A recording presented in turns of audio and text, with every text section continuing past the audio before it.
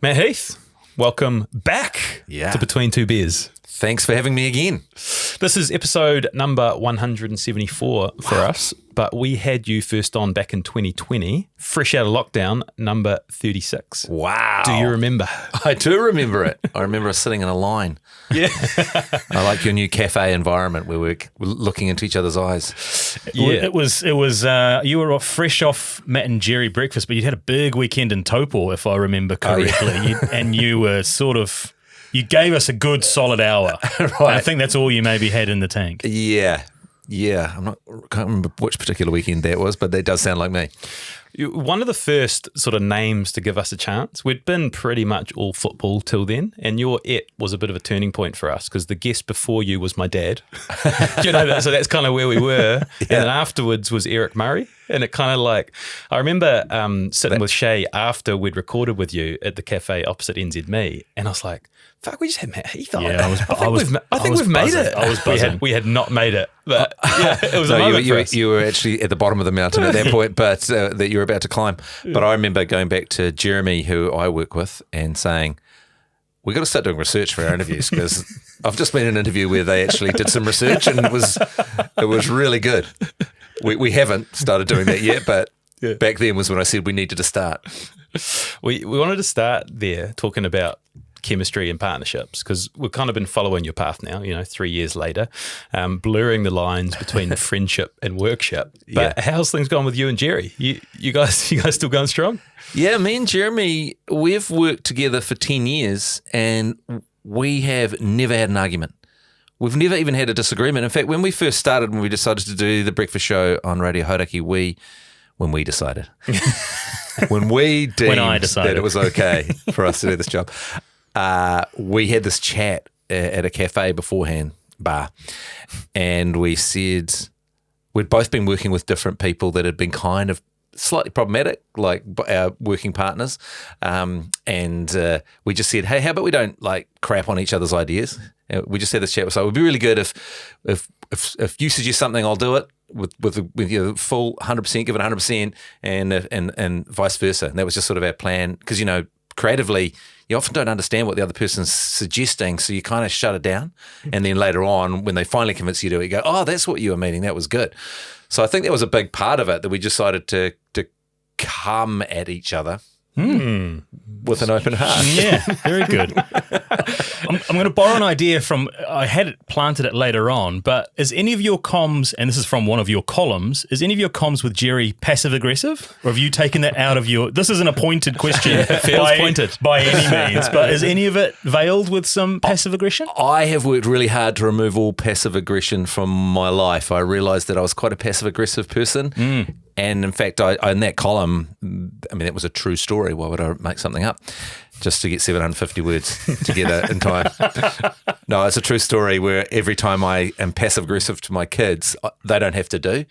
So if I say something like, I guess I'll do the dishes, then they can point out that was passive-aggressive and they don't have to do it. But if I say, do the frickin' dishes, Yeah. So I think we've got a very unpassive-aggressive relationship, me and Jeremy. And actually never aggressive. But he's a very easy person to work with. He's very laid back and he comes with good ideas and he's fun. It's always fun to see him.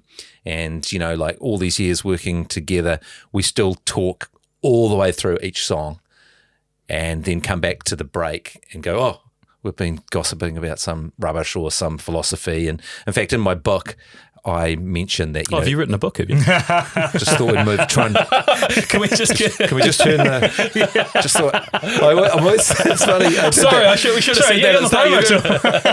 It's funny I did that because whenever I listen to podcasts and people are plugging a book, I always wait for when they're trying to turn it. But I honestly wasn't trying to turn it towards that. It was just fat perfectly or fitted perfectly. I try and use fat for the past. Yeah, it's beautiful. Not pH. Yeah. I said there's nothing in that book that I haven't punished him with during songs, during our radio show and podcasts. One of your friends, a source, has told me that when you first partnered with Jerry, some of the thinking was it's actually harder for them to fire a partnership. Like if there's two of you together, they've got to find like two new replacements. Is there any truth to that? I remember us talking about duos. Someone said to me mentioned duos and how good they are.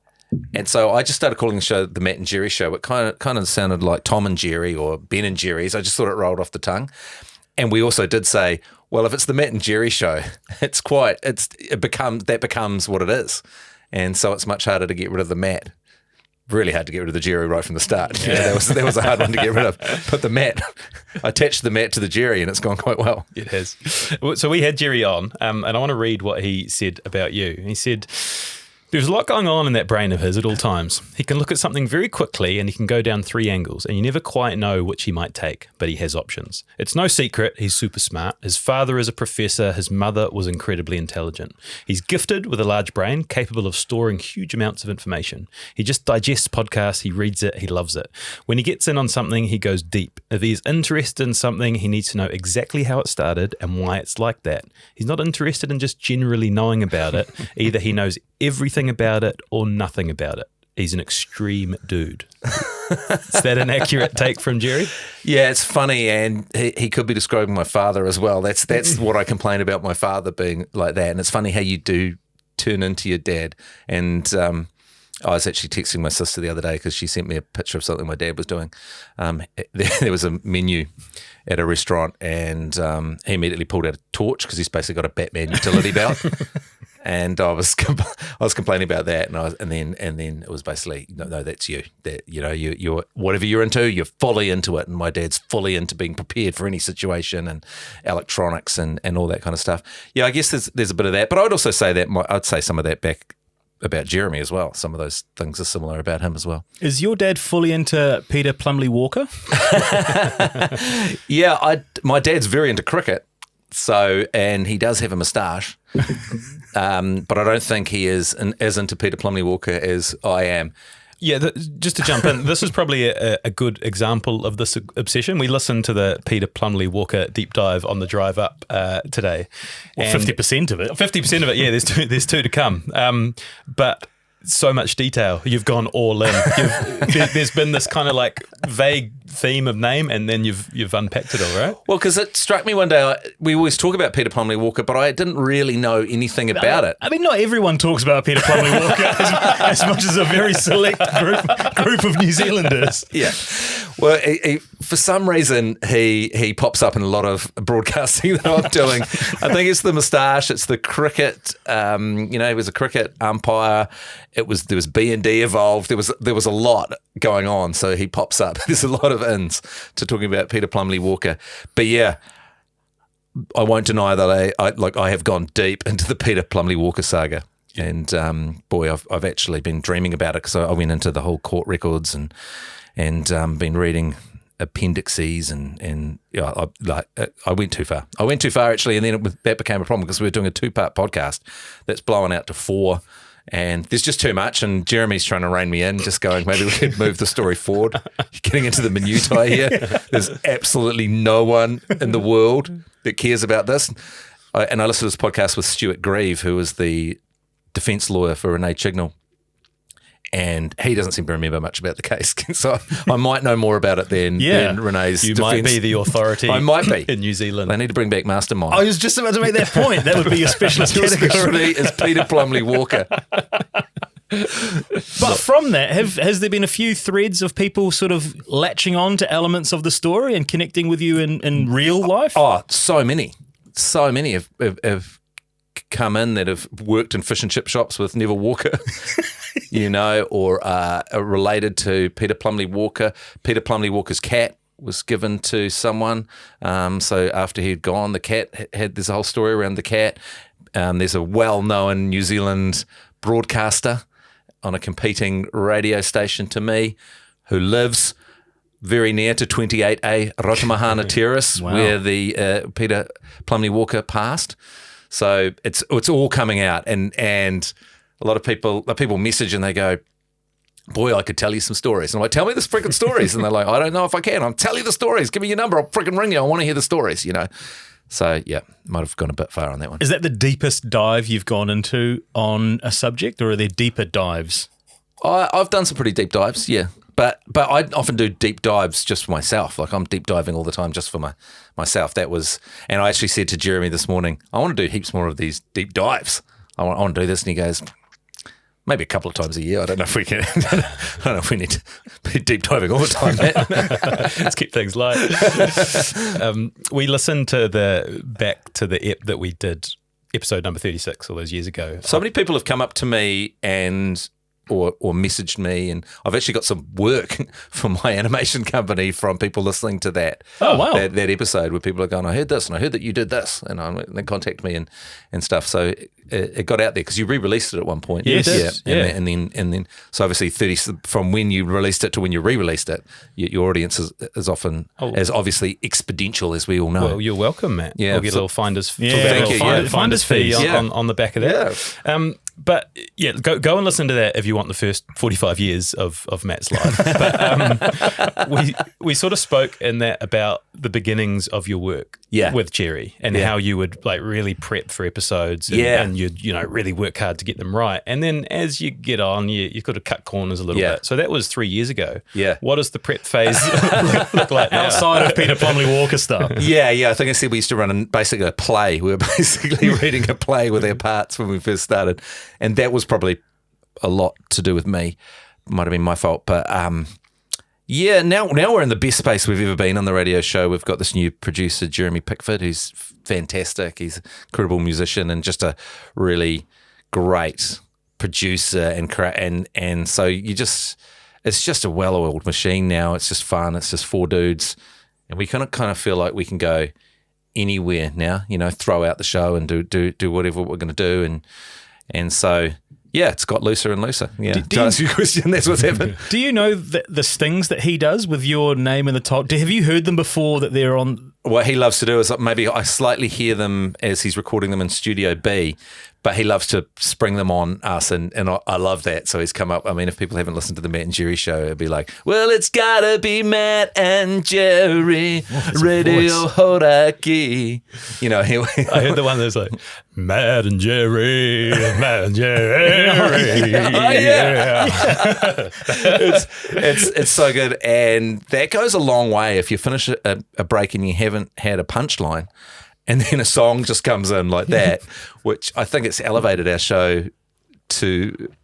It just kind of makes it more fun. There's another piece of creativity in it or whatever, and at the very least, it always makes us really happy. Nice little Easter egg. Yeah, they're just silly and fun, and he's really clever. He puts the words, and he's the Weird Al. He's the Weird Al of commercial radio. Yeah, Jeremy Pickford.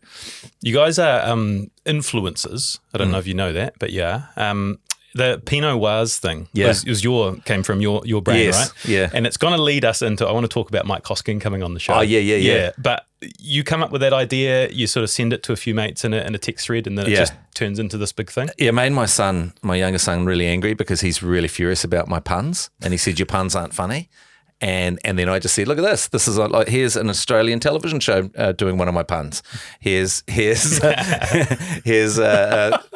7 Sharp doing one of puns. That's too close to home to claim that one.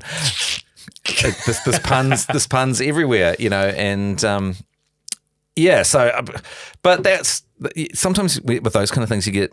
I don't know if the saying is hoisted on your own petard, but it's something similar to that where you do it, it's a joke, it takes off, and then it's still around and you've moved on. Yeah. You know what I mean? And then you feel, I have a problem sticking with things for very long like that because you just, then someone says it to you and you're like, especially if the Warriors lose 3 games in a row and kind of times out exactly with when you started the Pinot Noirs.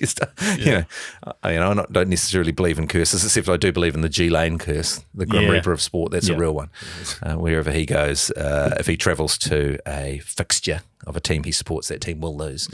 But So that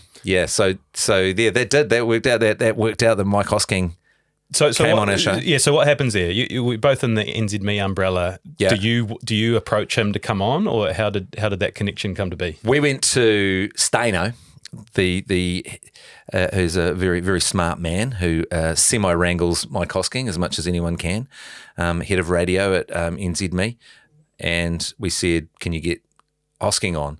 And Hosking does him 2 favours a year, apparently.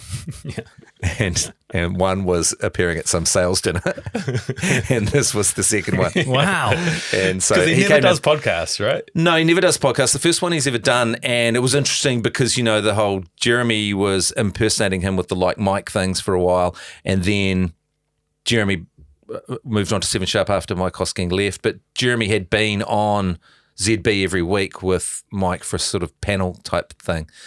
So it was kind of a circular. There's a lot to talk about when he came in, and we didn't talk about any of that, which really annoyed me afterwards. I was like, well, I should have been playing him the like Mikes. I should have been doing all this. I should have been talking about the 7 Sharp thing. Yeah. But we didn't. Because he came in hot. Yeah, he did. But it's such a unique ground. Getting Hosking, who doesn't do podcasts, onto your show to ask him whatever you want is such a unique opportunity. Yeah. And he's such a sort of a captivating character. He is, and he's very sharp, and he's on the attack, but in a jovial way.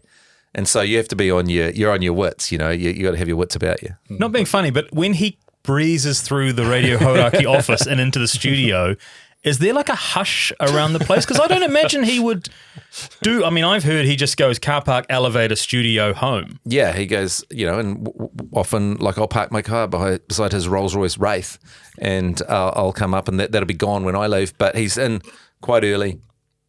I mean, he's very successful, and he makes a lot of money for the company. And as he said, you wouldn't be here if it wasn't for all the ads I was playing upstairs. I'm covering for you guys. But there was a sort of, considering he works in the frickin' building, there was quite a lot of a hubbub around him. It was kind of like, maybe higher than Cliff Curtis. Yeah. Maybe it was what sort of level of hubbub it might have been. Yeah, I'm not sure. Is it a Taika Waititi hubbub, maybe? Maybe it was almost Taika Waititi hubbub. Yeah. Hubbub. Hosk. It was up there. And, Good little as I hubbub. say, he'd only just come down the lift. Yeah. He was going to give us 5 minutes, but he was there for half an hour.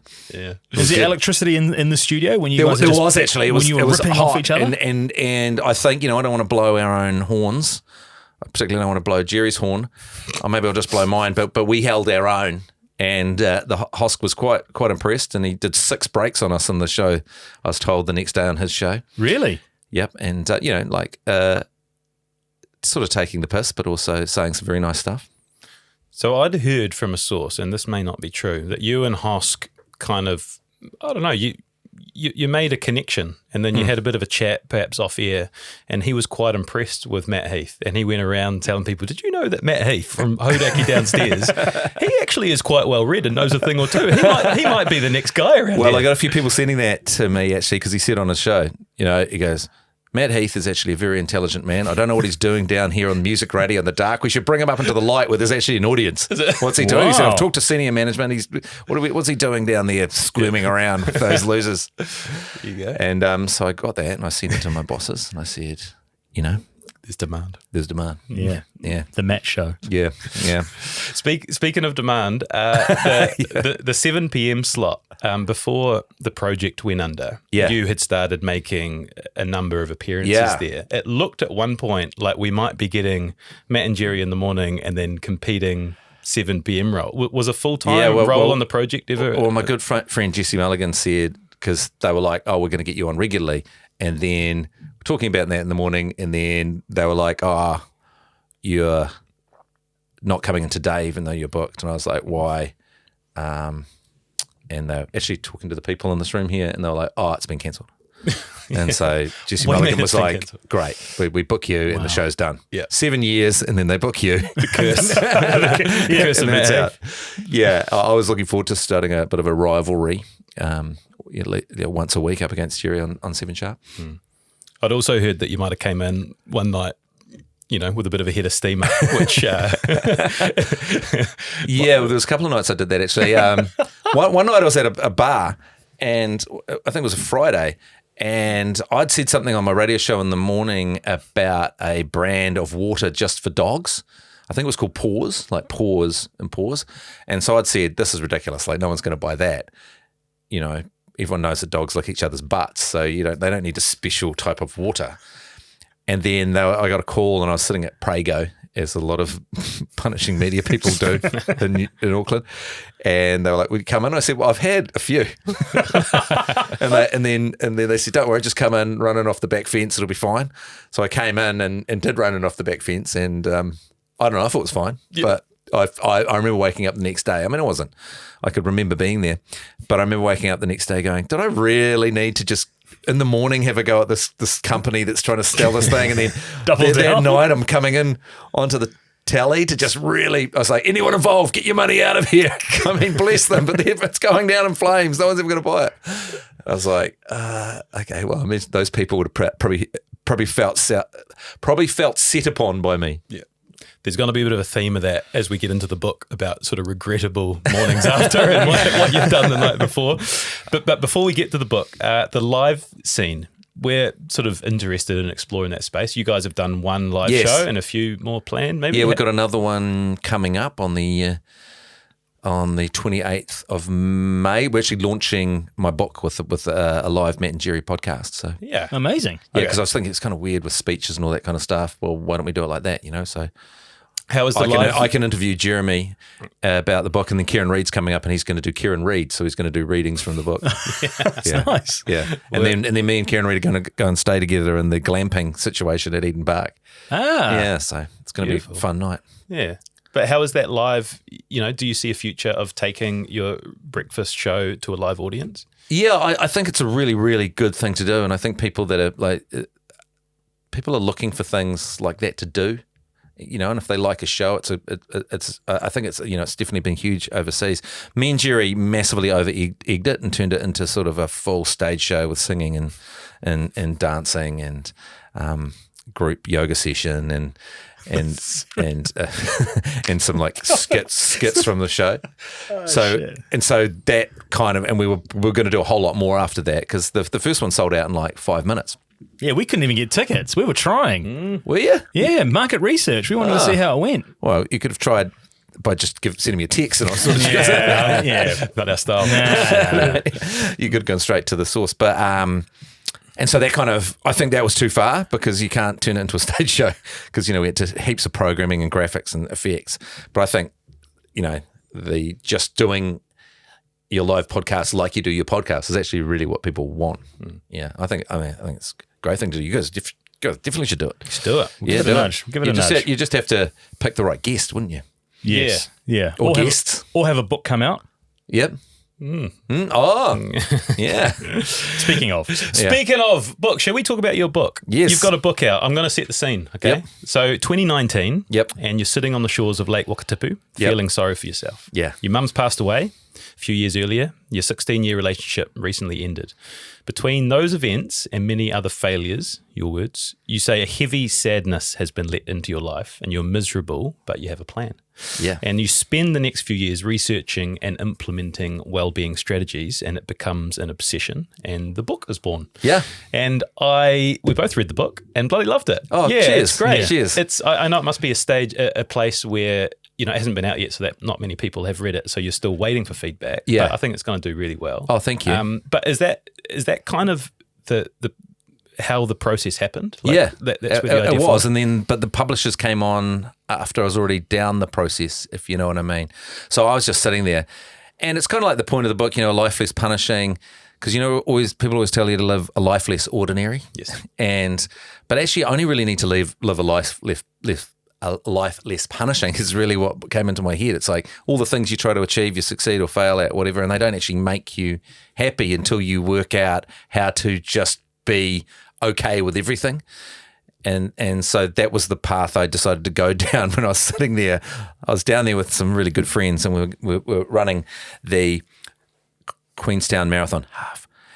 And and that was kind of like taking up running was to try and deal with why I was feeling a little bit weird in life, and that was sort of started working. And then I just thought, you know what?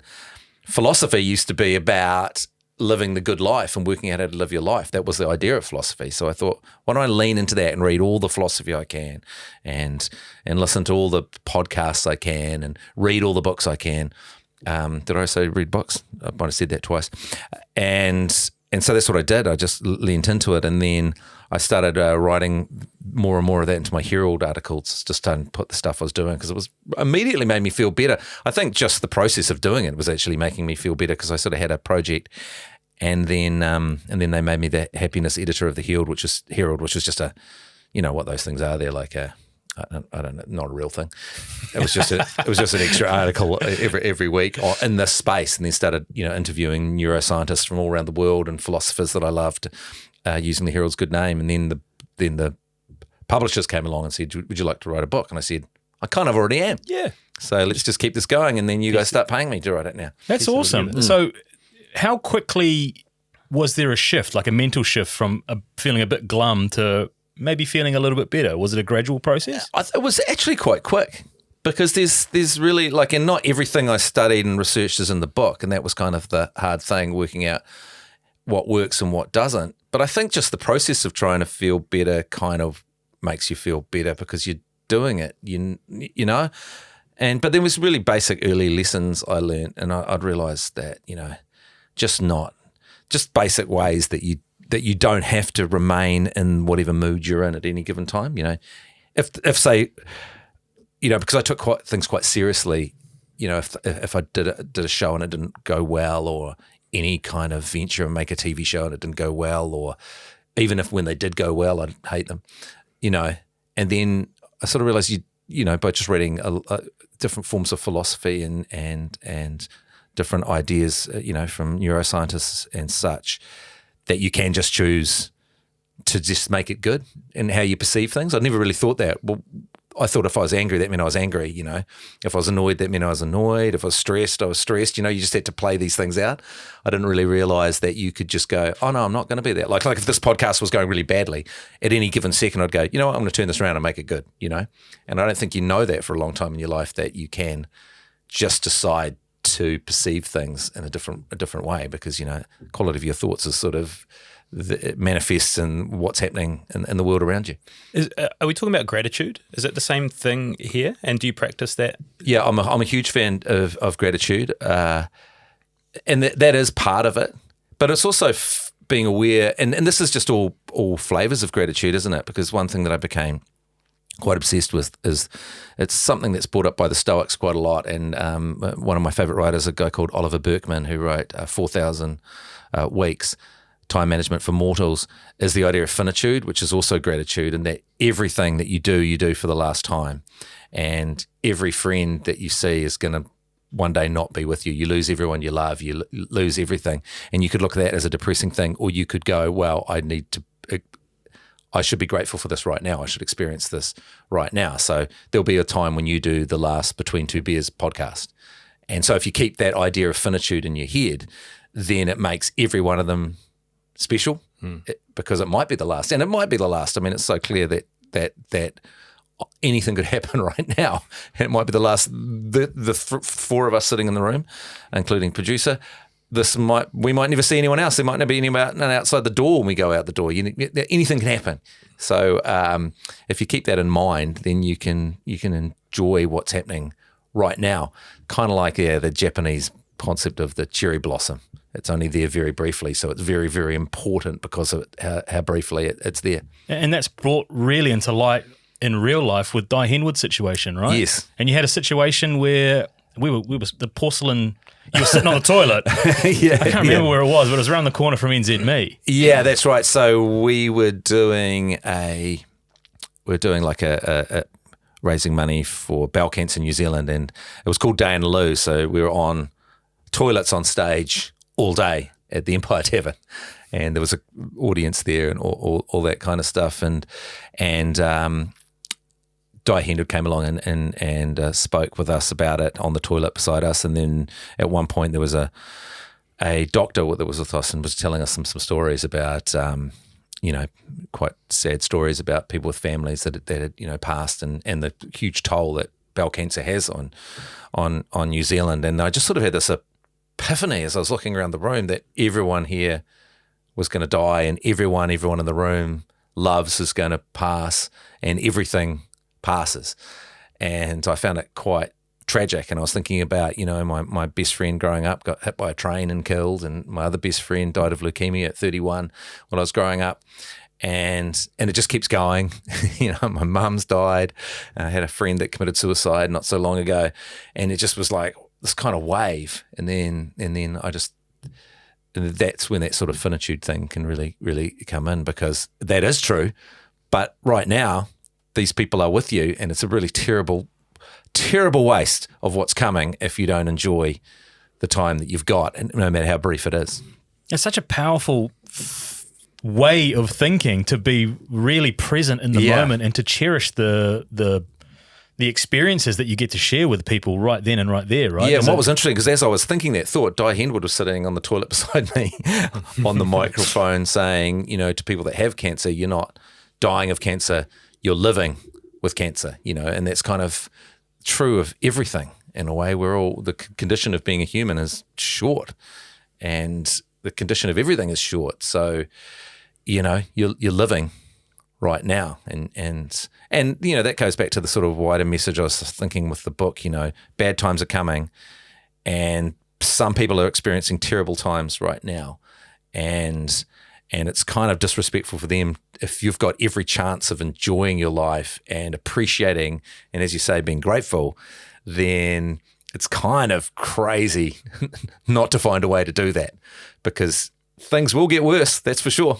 It's inevitable. Things will get worse, so find a way. One of the things I wanted to ask you about, I think it's in the notes at the end, you say that when you're on a plane, I think with Anastasia, your former producer, she totally changed the direction of the start of the book. And I really like the way the book started. So what changed? Well, I was writing the stuff and it was all jokey and stupid. And I'd played a great practical joke on her on the Koru Lounge where I'd said that you can just bring bottles of champagne to the I said we've got a bit of a layover, so come and bring them over. So she got massively told off. And then she was sort of saying to me, why are you always doing things like that? It's annoying. Like, why couldn't we just have sat down here and had a nice drink? And then she goes, can I read? Because I was writing on the plane. And she goes, can I read that? And then she said to me, why don't you just actually write the truth? Why are you trying to be a dick? Why are you trying to be a dick about this book? I can see that you're being a dick, like you always are. Why not, bring some sincerity to it? I thought, oh yeah, why don't I do that? Because then you look at your life and your whole career and everything. It's always really hard to move away from irony. Like someone once was telling me about this challenge of trying to sing a song sincerely. And from my perspective as a guy that was in a band, but I really wanted to be in a band, but I was in a joke band. And it's kind of like, why can't you just be in a real freaking band? It's because you're a bit scared. The reason why you're in a joke band is because you're scared to admit that you're trying to be in a freaking band. So that was the same thing. I was like, I was trying to not write.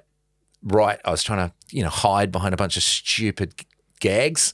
And whilst I think the book has still got some gags in it, and it's trying to be, but I tried to actually strip it back and write a sincere book, which was hard, but ultimately I think definitely the right choice. I think it's beautifully written and crafted and constructed, and I think it's a really good reflection of who you are as a person. I think it would be easy to probably fall into the trap of gags and Peter Plumley-Walker deep dives and things like that, but to know that there's a real genuine, thoughtful side who's really reflective of the experience of their life. I think that comes across really, really beautifully in the book. Oh, that's good. Well, you can thank Anastasia, couple of bottles of champagne deep on a flight back from somewhere, Wellington. It's interesting. Like, how many people came on the journey with you? Because the credit section at the end, there's like it's a who's who of people that kind of we know in those circles as well. But well, a lot, and because I talk to a lot of people about it, and I sort of wanted to find out what I don't know, just float stuff with people and kind of be and early on in writing the book, I interviewed this guy called Max Dickens. He's a British writer. Charles's son. Don't think so. He wrote the book Billy No Mates, and it was just talking about the friendship problem for men in the world, and men just friends slipping away, and the amount of men being buried with no one at all, and the state having to bury them now, and like 2/3 of UK men not really having any close friends, all this kind of stuff. And he suggested the idea in his book of being the Sherpa. And so you reach out to people, and then instead of waiting for them to reach out to you, you actually take, which is quite hard for dudes, I find, unless we're going to have a drink, we find it really hard. And I think women find it easier to invite their friends out for a coffee or a walk or anything like that, or just ring them about nothing. But we kind of have to do something like golf or whatever, which is great. But then so early on, because he was one of the first person, I actually it coincided with me reaching out to a lot more people to try and fit in with that. So a lot more people got punished with the ideas of my book that I went through and then made suggestions and all that kind of stuff. So the acknowledgements really blew out there. But is that sorry, Steve, is that the compliment text as well, about just sending someone? I think the compliment text is the greatest thing in the world. Yeah. And you've got to do it. If you're sitting there thinking it, then just send it. And like sometimes if I've had a few wines, I might send 40 and regret that. But no, I think the compliment text is great. It's such a good thing to do that, isn't it? Like if you just read something someone's done or hear something someone's done or congratulations and I hear you, whatever, it's great. I'm a big fan of that. I'm a big fan of receiving them as well, by the way. People that read the book. Noted. Don't worry. They'll be coming your way. Don't worry. Spoken to a few friends, it seems like you play that connector role, and you kind of always have, and you've had good friendship groups, and I understand you're always very loyal, always respond to people, but you're good at, I know you've said you do it for the book and this journey, but is it something you've always done as well? I think so. I mean, my best friends are from high school. We still see each other every week, and in business with one of them, and kind of work with the other one quite a bit, and other friends that are really close that were the year above me in my high school. So I have done that. Yeah, I think I do. I think I do. For the longest time, I remember complaints that I'd always try and. This sounds. I don't know how do I say this. But I'd always be trying to form companies and businesses with friends and bring them in and take charge. And for a while I was doing a lot of friends' taxes and just because I'd just sort of take over things. Have you got that skill set? Yeah. And it would be like too much. And I remember a particular important person in my life saying, you're actually trying to run everyone's life rather than just be part of their life. So that was something that I've now just being friends with people is kind of a slightly different way of approaching things than I was for a while. So Tim Batt, who we've been working with in the studio. Great New Zealander. I sort of messaged him about you. And he said that the coolest thing about Matt is how he seemed to just bring in all of his friends to work at Hauraki and kind of like change the face and the direction of the company. This is the complaint. Wherever I am, I bring a whole lot of people in. It's just Matt and his mates. Yeah. I mean, I think there is some truth in that. But what I would say about Tim Batt is when I started at Hauraki, I could not have stayed there if it wasn't Tim. Just out of pure luck, he was there. And he's such a great guy, and he was such a smart young man, and we shared a lot of the same values, and we were he was willing to do anything. I nearly killed him at one point. There was a whole bit of that in the book. It was the start to one of the chapters, but then I cut it out, but he still mentioned the acknowledgements because we would just do anything. And so I was like, I'm going to shoot you in the throat with a T-shirt cannon. And then we tried it, and it hit him in the shoulder, and it really hurt. And so we went, we can't do that. It was live on air. We can't do that. And then it was in the log, and I just remember to this day, we hadn't taken it out of the log of the show. And then Tim goes, oh, it's coming up next, the T-shirt cannon. And I was like, I thought we decided not to do it because it was too dangerous. And Tim was like, oh, it's in the log. It's in the rundown. Yeah. And so we did it. Nearly killed him. Where did it hit him? Right in the throat. Oh. And that was actually lucky. If it hit in his nose, and he couldn't talk for ages as well. Yeah. No, but man, I never would have.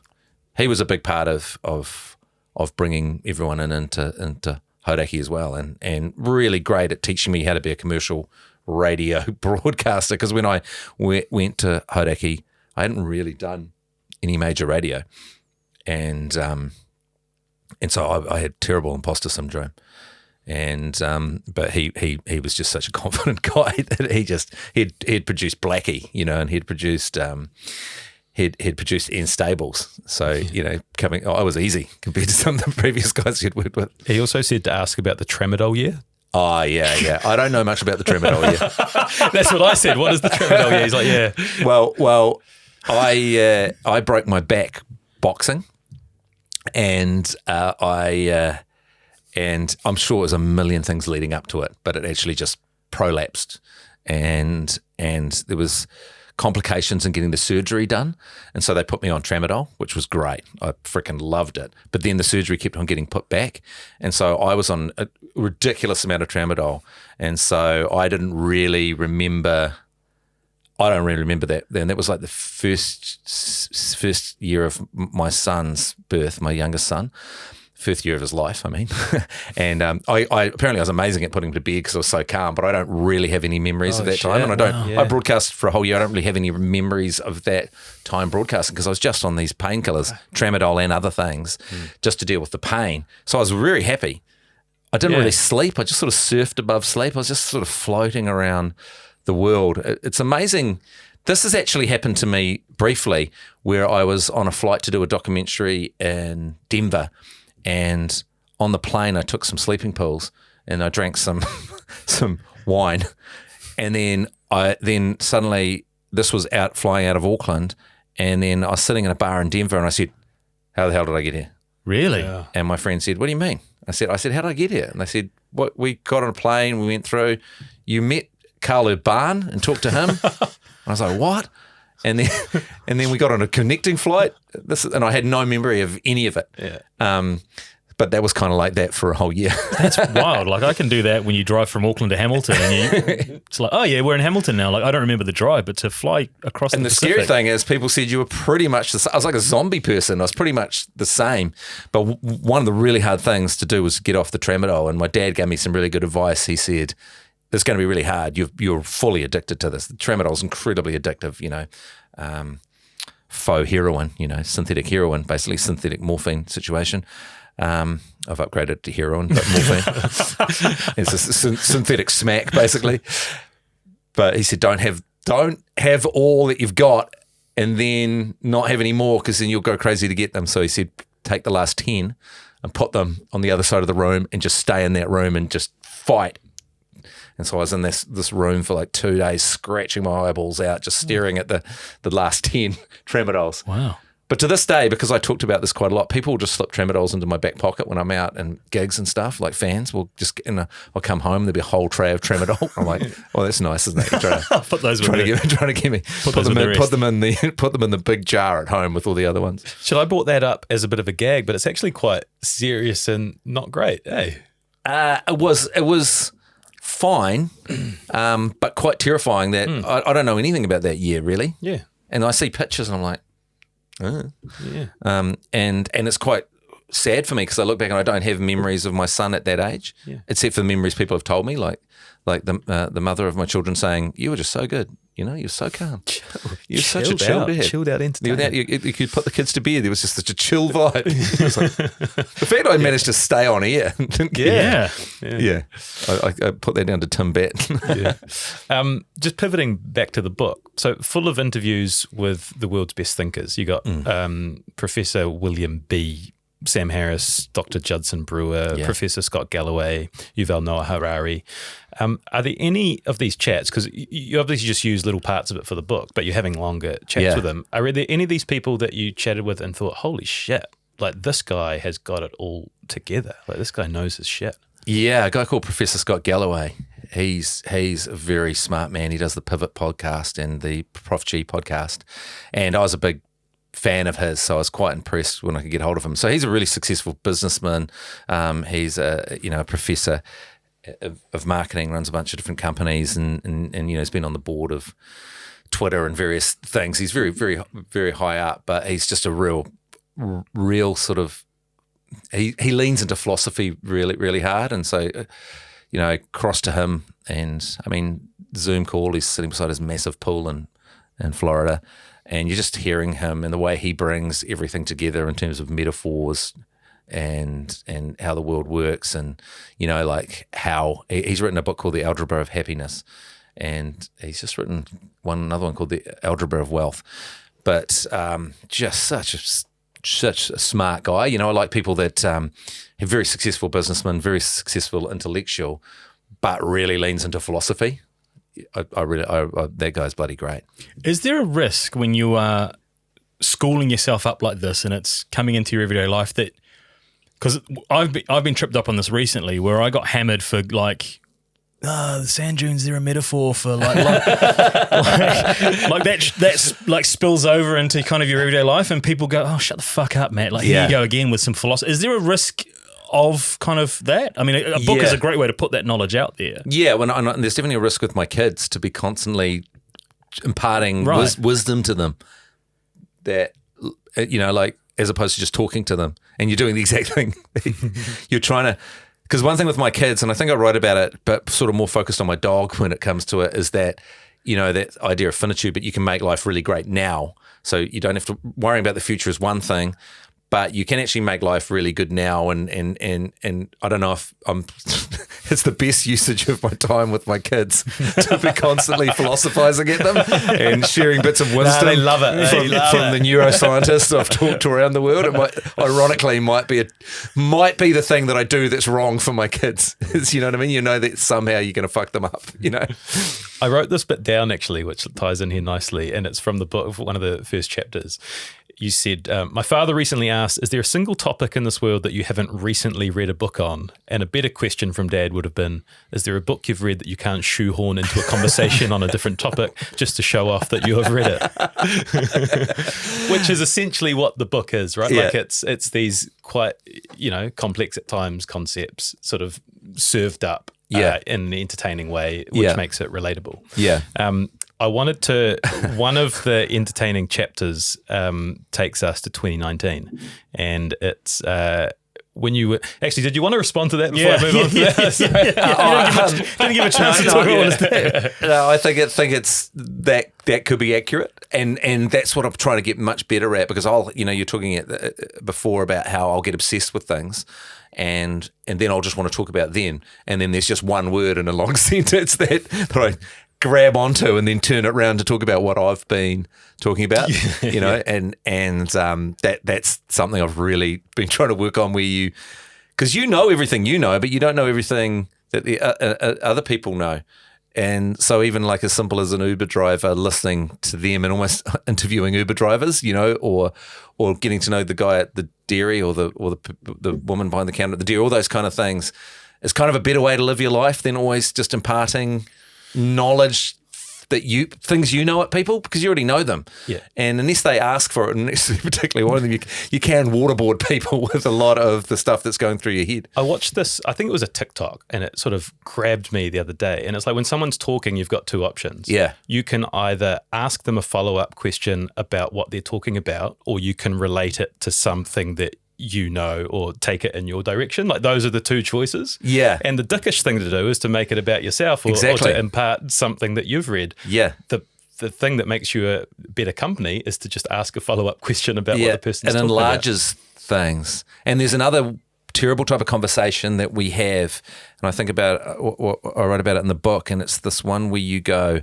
someone's talking and then you try and have a better story than their story. So whatever their story is, they call it two poos. If someone's had one poos, you've had two poos. I've called it 8-Up, but nobody gets the reference. Like you're drinking 7-Up, but I'm drinking 8-Up. Yeah. And I tried that twice on the podcast, and both times it's not worked. No, that's good. But once you explained it, it's great.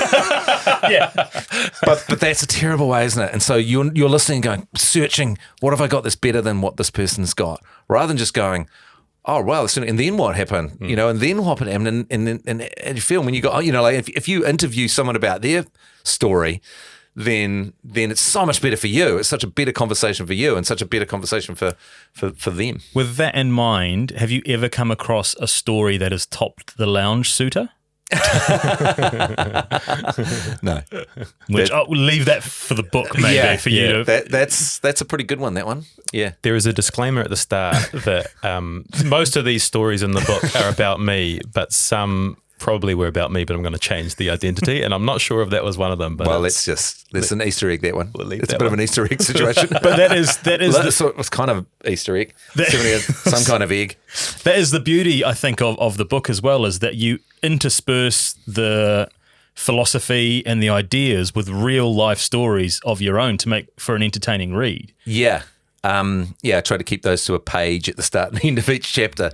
just because I thought, what's the worst example of this I can? Like, for example, in the first one, I want to write about anger, and I used to be quite an angry young man, and just this fist fight I got into and smashed up Tim Finn's dressing room. Yeah, that was great detail. With the beating the crap out of our bass player with his own shoe, and how humiliating that was when I finally came out of the anger and everyone was standing around and there was canopies everywhere and Tim Finn was up against the wall, and I was like, and that's actually, that story was how I worked out how I was going to write the book, because I thought an example of me being bad at what I'm trying to say, I needed to be good at how you can, the history, philosophy and science of that idea, and then hopefully an example of me implementing what I had learned, Yeah, okay, good one.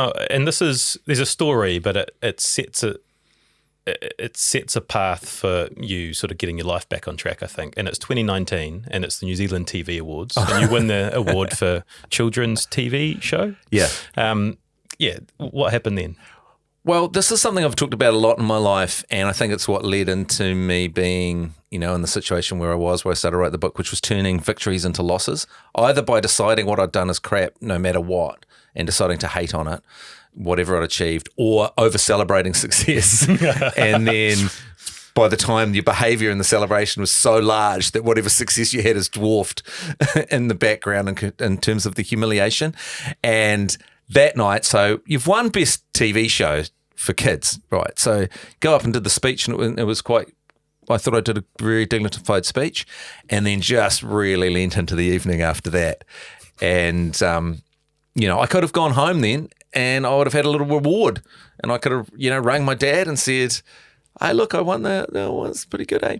And just put it on the shelf and then gone to bed. But no, I leaned into a night and then just got absolutely hammered. I had a jaw like a swinging gate. I absolutely punished Hilary Barry and her husband with the same joke over and over again, to the point I couldn't stop. I knew I'd made the same joke 10 times. I couldn't stop. It was just coming out and coming out. I just kept going, and I kept going. And then I went out all night, different places, different people saying stupid things. And then I went on the radio show the next day, brought a bunch of people back into the studio that I'd been out on the town with. Boy. Went on air and just broadcast for 3 hours live, just saying, you drink what I give you, boy. You get it in you, boy, to Jeremy. You drink what I... That's all I was saying over and over again. You drink what I give you, boy. Every time he tried to say anything, that was my joke that I was running. You know how when you've had a few drinks, you get a joke and it's the greatest thing in the world, but you won't stop. So I remember listening to this live, and I didn't know any of the context, and I thought, fuck, this is quite a funny bit. Like, Matt is pretending to be hammered. And, fuck, this is creative. Oh, I wish you'd told me that you thought I was pretending to be hammered. That would have been really, really helpful. And so anyway, I finish the show, and my boss comes in, who happens to be G-Lane, who's a man who's definitely leaned into a few. He's had a few of his humiliations. And he goes, Matt, you got to go home. We were supposed to be commentating cricket that day, I believe. And he was like, you can't do it. Why are you too steamed? I was like, and I was like, I got really annoyed ridiculously, because it was obviously the thing he had to do. It was send me home. I was in a terrible state. And despite the fact I thought I was hilarious. And then I got angry, sent him a bunch of texts saying all the stuff I've done for the ACC. You know, that kind of dumb way of thinking that you have when you're steamed or you're an emotional child. And then I went out and I huffed a chicken across headquarters. I'd ordered. I shouldn't laugh, but it's good stuff. And then all day still drinking, and then finally got home and fell asleep in the spa pool. And to be fair, nearly Matthew Perry'd myself. Yeah, that's a dangerous game. And then woke up about 10 hours later, and the first thing I thought was, I'm a fucking piece of shit. You know? That all of it was humiliating. Absolutely all of it was humiliating. My behaviour was not what I wanted to be. It was not how a good friend like G-Lane deserved to be treated. It's not what Jeremy deserved. It's not what Hilary Barry and her very handsome husband deserved either. And I thought, my God. And I just started sort of sending a text message of apology. And then I kind of thought I better own the narrative on this. So I said some kind of penance ago, I'm going to run 5K every day, you know, to sort of some penance and I'm gonna. And then I thought I better own the narrative, so I organised to interview Hilary Barry on our show on Monday, and you know, a heartfelt apology to G Lane for the. Hopefully, it's deleted what I said. There's terrible things, and then I wrote an article about it in the Herald, and then I wrote about it in my book. Yeah. So and I wrote it around the concept of, you know, when you've humiliated yourself, because, you know, shame has a weird relationship with laughter. If people are laughing at you, you feel a lot of shame. If you can laugh at your shame, you can turn it into, you can change the narrative and you can kind of let it go, you know.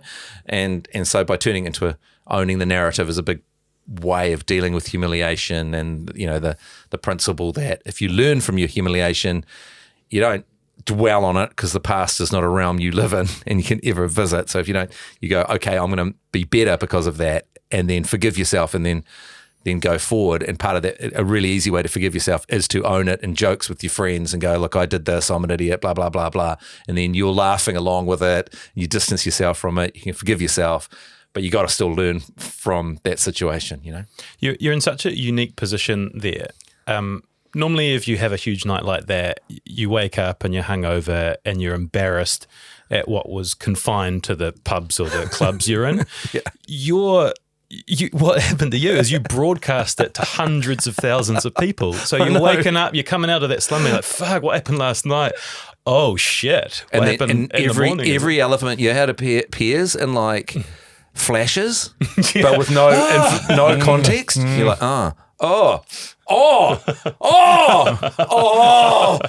and it just keeps coming. And then you're like, I'd broadcast a whole radio show, you know. What did the phone look like? The messages, did you get many messages from people? Had the phone blowing up? It was funny because Jeremy said you've been worse, which didn't help.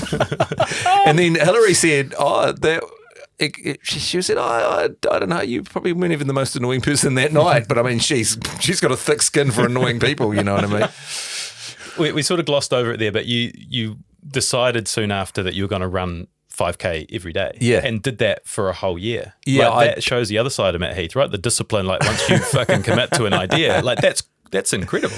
Yeah, it's one of my things. Every year I do a thing that I do every day for the year, and I ran 5K every day for a whole year. It was pretty punishing.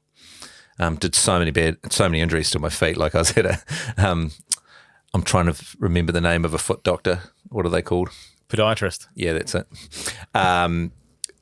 And they were like, what? His feet are in a terrible state. What did you do? I said I ran on injuries for a whole year because I quickly got injuries, and really messed up my feet. But it was good. It was good.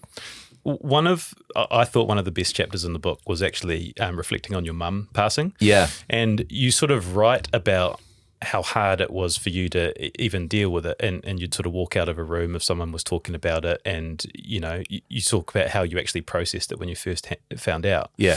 If you're open to it, like, how do you are you okay now? Yeah. Like where are you at with it? Oh yeah, no, totally fine. But it's kind of that thing, and that's why, I think open coffins are quite good, and tangi is quite good in that you see the body and deal with it over a period of time, whereas I just hid from all of it. I just drank when my dad rang up and said mum's dead. I was like, okay, well, I'll pour a drink here, and then I just cleared out everything, didn't look at anything, didn't look at pictures, deleted a number from my phone, so I never even scrolled past it, and tried to just completely hide from the idea, which is the absolute worst way to deal with it, because you'll wake up every night and dream that that person's still alive, and then you'll grieve it over and over again every time you wake up. Because if you don't, it's like a smoke alarm going off, that you're not turning it off by not facing it. So that was definitely a terrible way to deal with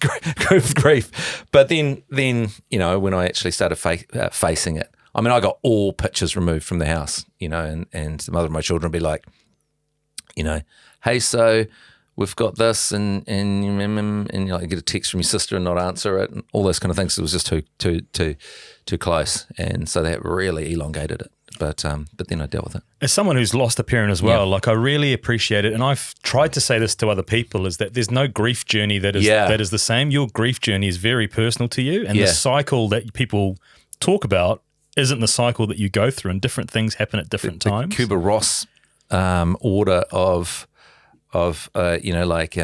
stages of grief. And so if you're in the bargaining stage, they go, the next one's going to be this, and depression, and you go through it. And it's like that stages of grief wasn't actually for grief. It was for people that were dealing with their own grief. And it's just been applied to people. But yeah, that's the thing. And it's true, isn't it? Because you're like, you don't know really. And the idea that you're orderly going through a bunch of different levels before you're going to finally get out the other end, like it's a video game.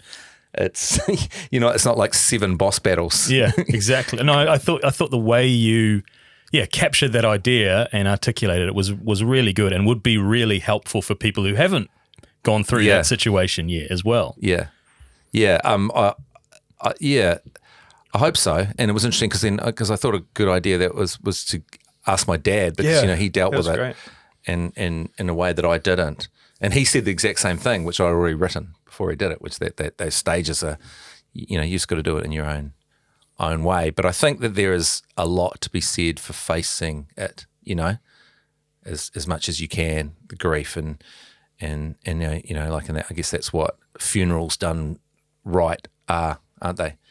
And I read that book by C.S. Lewis about grief, which is quite a harrowing book when he lost his and he didn't do it the right way. But it's quite interesting to read a book about, and you realise the way he did it was wrong, But also kind of good to read about how that grief is kind of a real. It's because I think you find that humans deal with things. We're really quite similar with the way we deal with things. Like there's variations, but we're kind of similar. So it's always good to read how other people went through all those kind of things. I believe, yeah.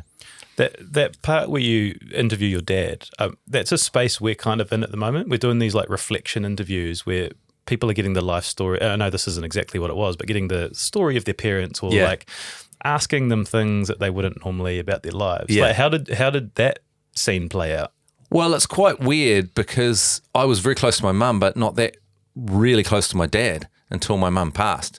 So I kind of became much closer to him, and I definitely wouldn't have been able to ask him about that before my mum died, obviously because she hadn't died yet, but also because I wouldn't have been able to talk to him about it.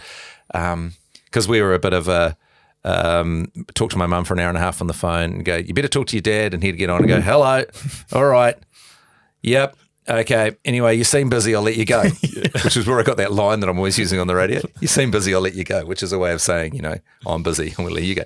But yeah, so that was interesting, but we'd actually had quite a few philosophical discussions, me and Dad, leading up to that. So it was quite good actually. But when I read, when I was putting what he wrote into the book, I was like, "Geez, man, that was a lump in the throat, kind of quite hardcore stuff," which is was cool. Have you read the book cover to cover yet yourself?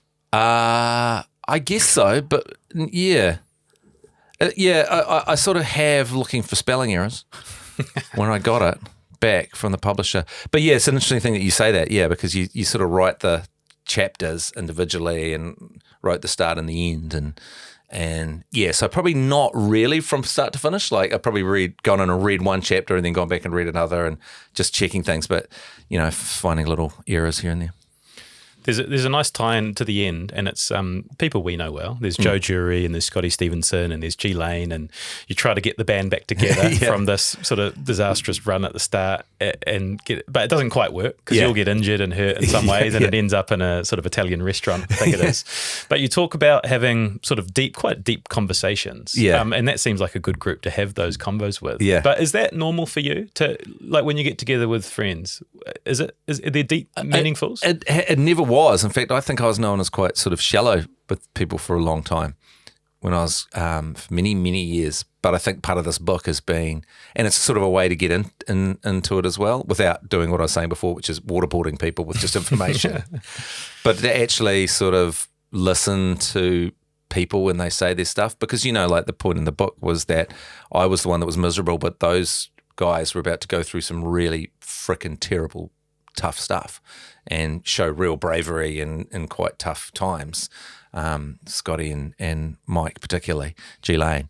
And so to actually talk to them about that stuff. And I think with, G Lane going through his cancer, he was a person that was quite good because he actually opened up about things. And, it was quite a big step for me to go and visit him in hospital. Even that's how emotionally shallow you can be, where you really want to show a friend that you care, but it's quite a hurdle to do it because you don't want to overstep the mark, or and it's even when someone's lost someone, you don't know if the right thing is to go round, if you're going to be a pressure for them, or whereas people will appreciate all these kind of things as long as you don't make it about yourself or whatever. So yeah, I think part of all those things was help me open up a lot, because I don't think, with Scotty, like I wished I'd done a better job of, being there for him with what he went through and all that kind of stuff. But, I think I'd probably be better at that kind of stuff now. Quite coincidentally, I saw a photo recently of Mike G. Lane when he's through recovery. I'd never seen that photo before. Had you not seen them? Of the two tits on his head. Yeah. It was crazy. I mean, going through that, and, that guy's such a powerhouse. But, that would have floored most people, just to keep powering on. He's getting his skull opened up. He's getting a bigger and bigger hole in his head. They're still looking for cancer, still finding cancer. Yeah. And he just kept going and going, his powerhouse. And by the end, so far into the journey, he's now got these two breasts that they've grown on his forehead to make the skin to cover the hole in his skull that they cut out to get the cancer out. And now he's just coming in. It's so ridiculous. It was like he was getting punished for something because it kept going to a new level of ridiculous of hurdles that he had to get through to get out the other side of this particular cancer situation he was in. But I don't know if many people would be able to do that. Just keep going the way he did, and keep joking and keep. It was pretty freaking impressive. Have you seen that photo? Yeah. Oh, I'd literally never seen it until this week. Two of the worst photos I've ever seen is the hole in his head after his surgery. Which is his entire head missing, basically. Yeah. This huge cavernous hole where they've cut open into his head while he's conscious because they can't put him under to do it. And then the second most horrific picture is the recovery with the two breasts on his forehead. Just nuts. We'll get this turned into a reel where we'll put those pictures on. I mean, he kept sending me pictures and I'd scream. Like there'd be a text come through. He's got this latest picture from surgery or hospital. You go, ah!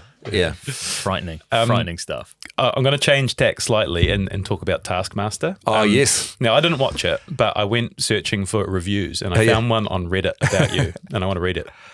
It says, one of the best things about Matt is that he likes thinking laterally and can have moments of brilliance, except that they are almost always undone by him overlooking something simple.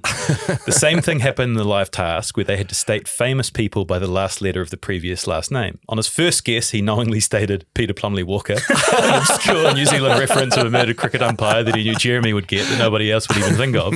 Only he used the first letter of the previous last name instead of the last letter. I never knew what Matt was going to do, but it was always entertaining. He truly does not care if he wins or loses a task. Is that true? Did you care if you won or lost?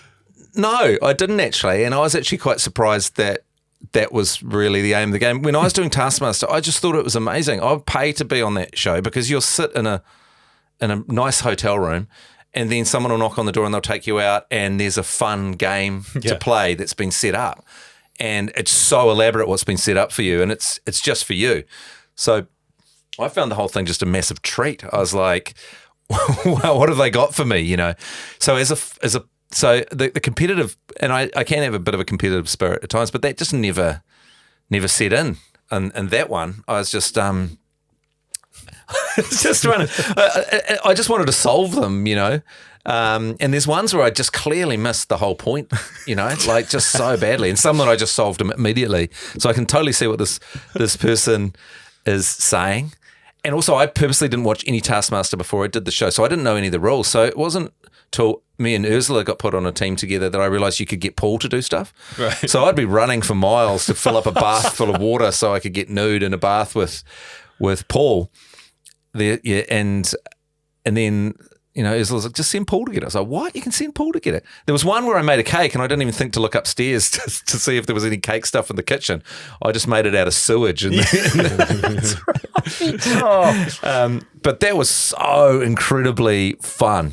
My God. And then I'm still really great friends we've still got this WhatsApp group with the 5 friends of Taskmaster, and we share everything. You know. What a dream, mate. Primetime TV, your mate Jerry is like running the show, and it's all your these new friends, some old friends that you're just trying to create entertaining content with. Oh, it's fantastic. And then, Ursula wrote a thing on my book, her comments on my book, and that came from meeting her. And when we ended up being put together, it was honestly the funniest time trying to work out tasks, because she was basically like, stop over and thinking it, let's just do what the first thing and get out of here and go back to the room and watch TV. But I was massively, I was so frustrated. I think things, make it so much more complicated than it need to be, and then get it totally wrong.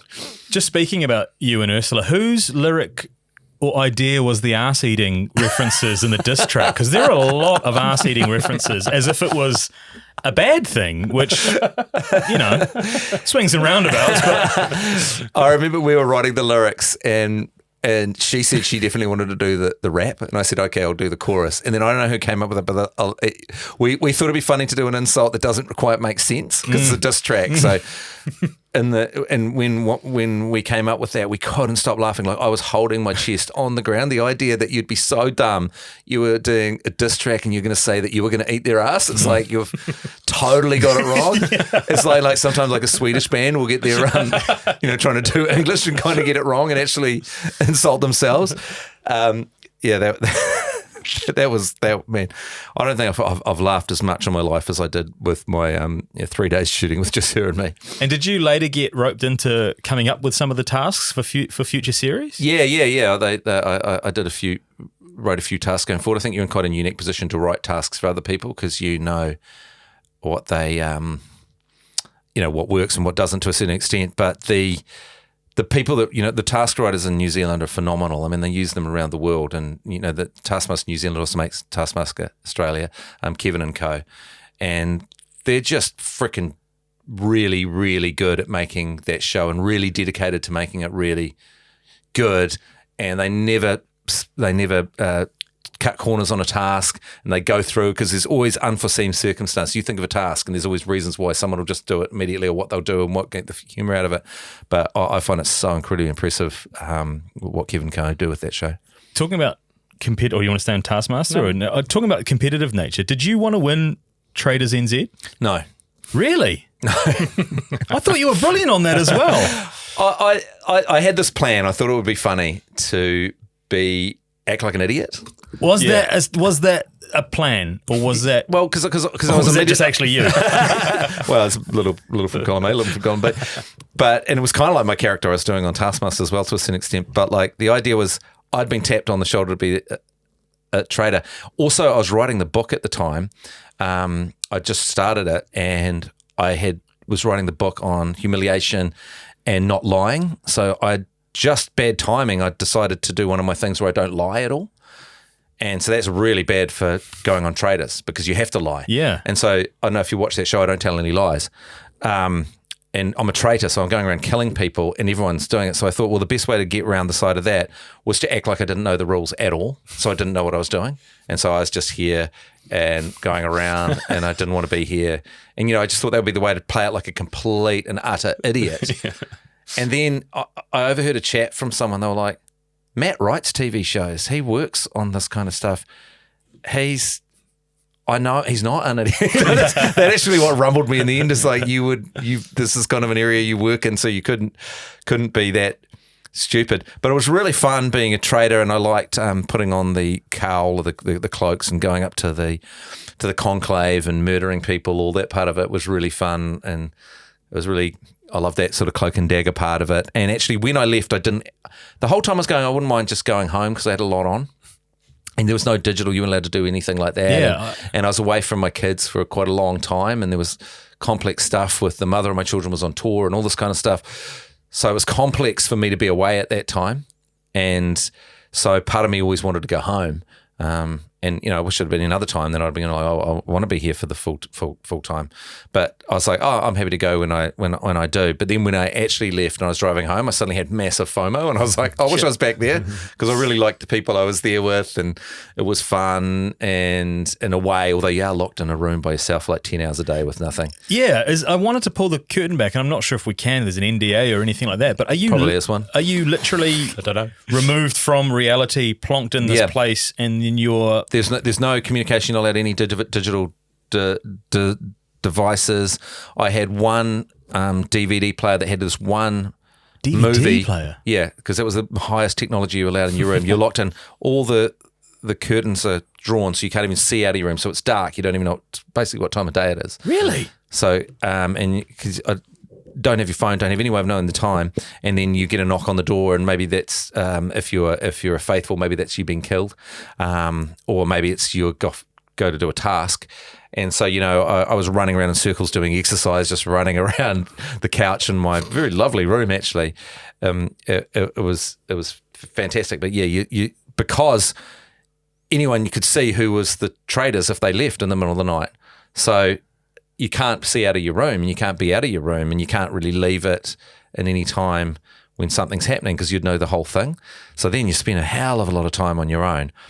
And the other thing with reality TV is that you're always being told to shut up, because they want to film when you're talking.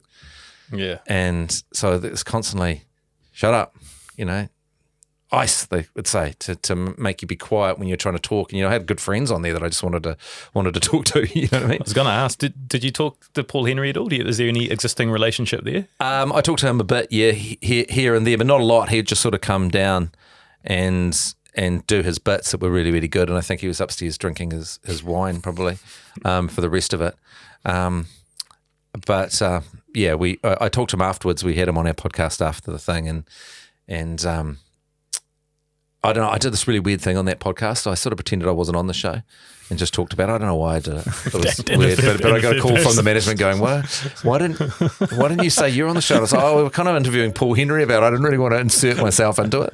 Is there a WhatsApp chat with all 19 of the traitor? There is actually. Oh, nice. I could show you it. Where's my phone? But yeah, there is one. But I feel because I left 6 days in out of the 10, something like that. Ah, okay. So it is shot over real time. Yeah, I guess so, yeah.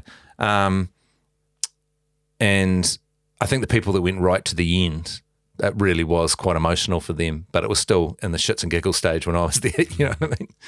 Right, I'm going to land the plane with a bit of chat about the sort of hanging up the pen as a New Zealand Herald columnist. Oh, yeah. 10 years. Yeah. 10 years. How many columns? 536. Holy shit. Yeah.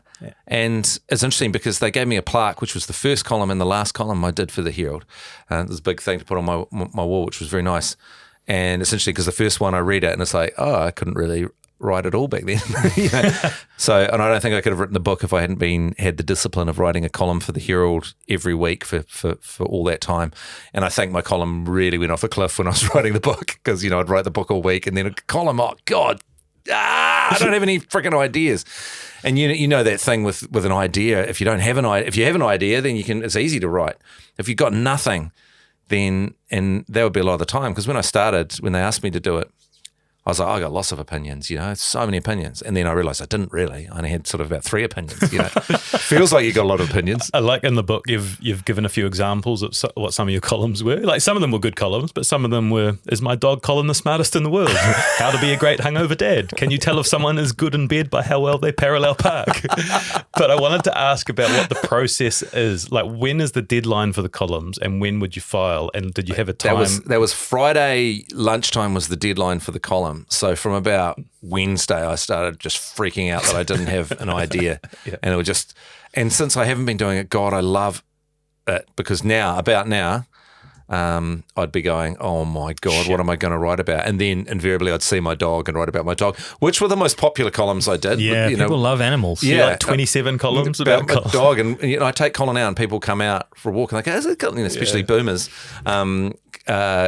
Because I sort of jigged my column. It started off being sort of a parenting one, and then I noticed that a lot of the people that liked my column was in a different demographic for me, which was sort of older people. So I sort of moved my column into sort of wry sides about life. And so I had this whole other audience that was very different from my radio audience and everything else I did. that I'd run into, which would be nice sort of retired couples and stuff that would come up to talk to me about my dog, and I really liked those people. And like it would be a lot of women that would read my column and enjoy it, whereas like a lot of the other stuff I've done in my life is male skewed. So writing about Colin, as much as that was a crutch because I hadn't thought of anything, actually, as those things turned out to be, ended up being the most. Did I say Colin was my dog? Yeah, Colin. Writing about Colin, my dog. I really enjoy. I think I messaged you. I really enjoy reading your column. I think high praise. Steve Braunius has said that you are his favourite columnist, which is incredibly high praise. But what was the quickest time you farted a column out in? Oh my God! Did you go in under 30 mins? I had done a couple in under 30 mins. Yeah. Some of them I'd take a whole week writing. And really carefully, put those together. But that thing when a column comes out and you're like, when it's out, you do have a slight feeling of God that's coming out and people are going to read it. You know what I mean? So the half-hour ones were not good, because I knew it would come out on a Monday morning, and sometimes I go to sleep on a Sunday night and go, oh God, that one. Can you tell if someone's good in bed by how good they are at parallel parking? That's us. That one. That's a waste of space.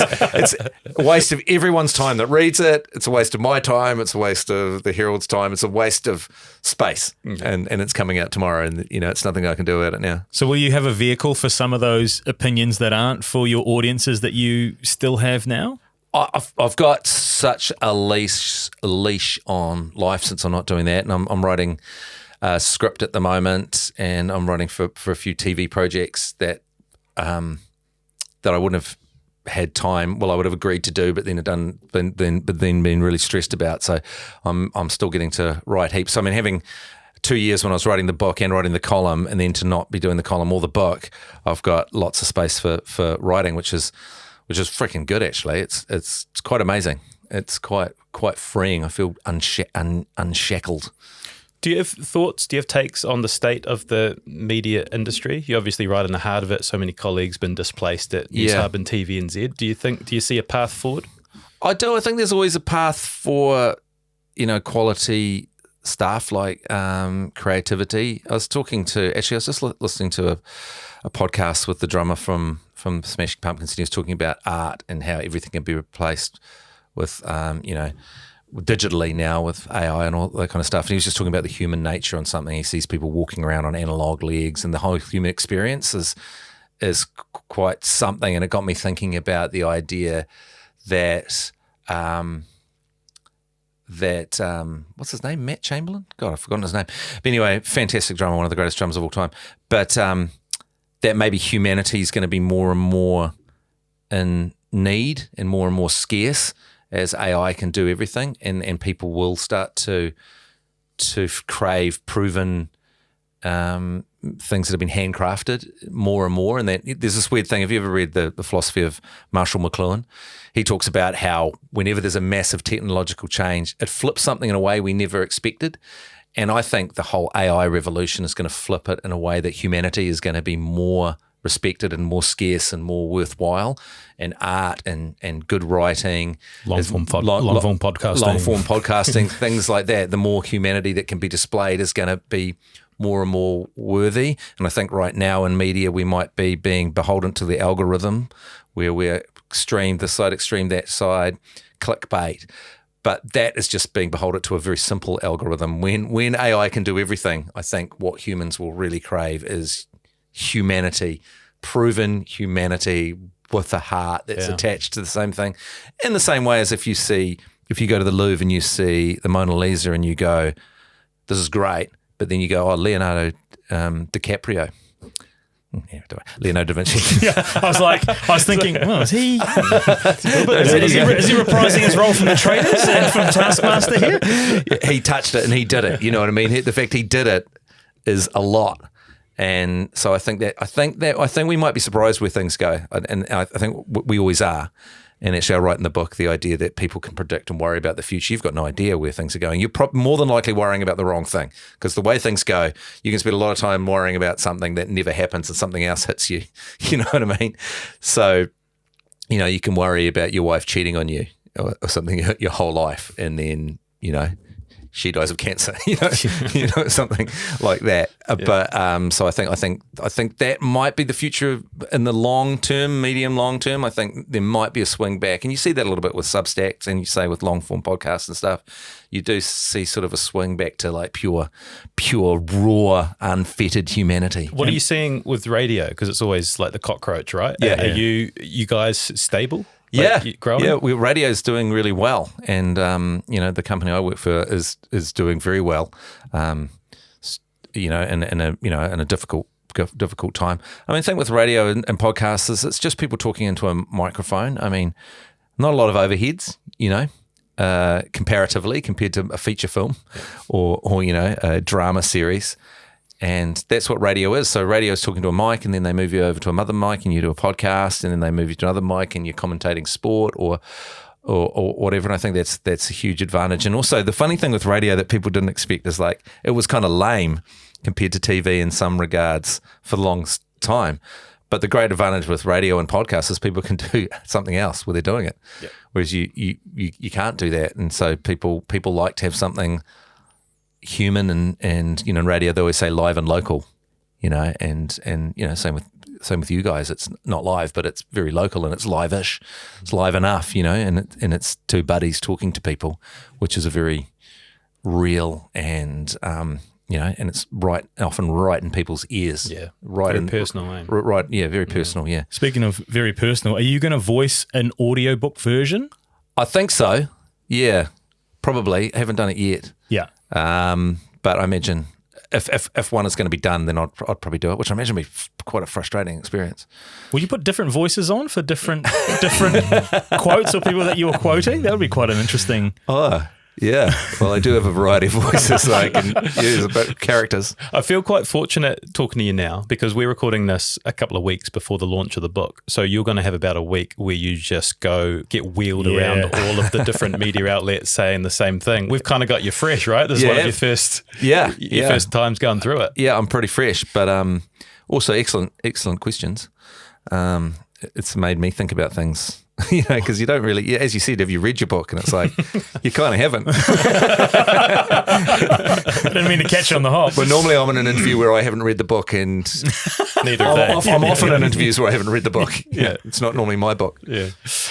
Well, you go. Yeah, no, go. Well, I was going to say you opened the door before on your 1 year challenges, and I just wanted to kind of just drill down into a couple of them. So Hardcore 24, is that where we are? That's where I'm now, but I have been dirty bulking, so you can't see it. So that's just really punishing my abs for the whole year. So I'm going to the gym every day. You pushing tin? Pushing a lot of tin this year. Yeah, big compounds, or are you? Well, I'm moving up towards it at the moment because I don't want to do what I normally do is get an injury. Yeah. Straight away, and every one of my challenges, I've got an injury and then been on the back foot for the whole rest of the challenge. So I'm not pushing huge amounts of weight. I'm mainly doing machine weights at the moment and a lot of body stuff. Like body weight stuff. Got a good program on.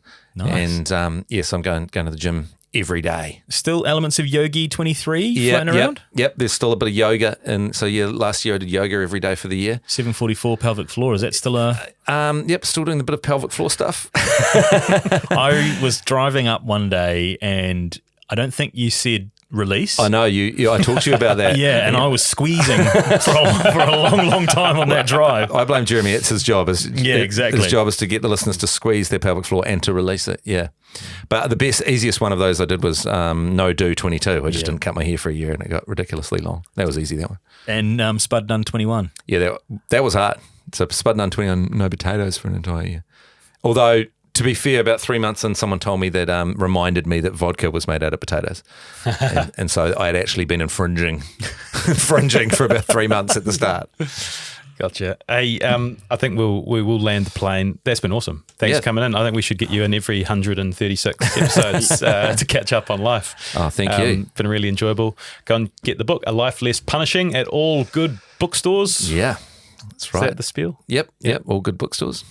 And as the joker goes, and it's in shit bookstores as well. And some shit ones too. Yeah, really good book. Couldn't recommend it enough. Oh, thanks. Shay, last words? Yeah, no, beautifully crafted, and the vulnerability of sharing some of your shitty moments, but like comparing and contrasting to the learnings from it is really worthwhile. I think a lot of people get a lot out of it. Oh, bloody, what a nice thing to say. Thank you.